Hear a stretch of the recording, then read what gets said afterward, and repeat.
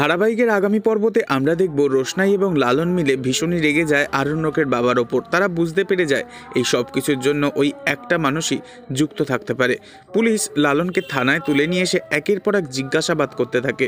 অন্যদিকে দেখা যায় থানার বাইরে লালনের বস্তির লোকজন উত্তেজনা তৈরি করে।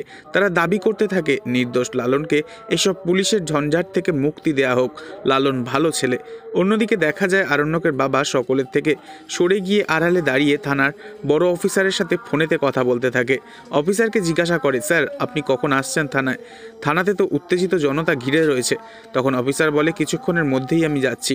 তখন আরণ্যকের বাবা বলে, আমি আসলে কিছুতেই চাই না লালন কোনোভাবে মুক্তি পেয়ে যাক। আমি সিদ্ধান্ত নিয়েছি ব্যাপারটা একেবারে কোর্টে উঠুক। এরপর দেখা যায় ফোন কেটে দেওয়ার পর আরণ্যকের বাবা মিনির বাবা ও মাকে বলে, তোমরা কেউ চিন্তা করো না, আমি ঠিক পুলিশ অফিসারের সাথে কথা বলে লালনকে ছাড়ানোর ব্যবস্থা করব। দরকার পড়লে আমি নিজে আলাদাভাবে পার্সোনালি ওনার সাথে কথা বলবো।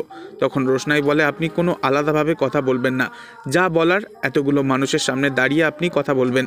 এ কথা শুনে আরণ্যকের বাবা একটু রেগে যায় আর বলে ওঠে, তুমি এসব কথা বলার আমায় কে? এরপর দেখা যায় থানার বড়বাবু আসে। তখন থানার ভিতরে আলোচনা শুরু হয়।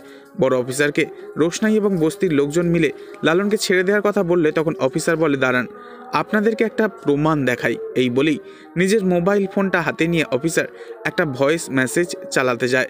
তখন আরণ্যকের বাবা ভীষণই ঘাবড়ে যায়, মনে মনে ভাবতে থাকে, পুলিশ অফিসার আবার পাল্টি খেয়ে আমাকে ওদের সকলের সামনে ফাঁসিয়ে দেবে না তো?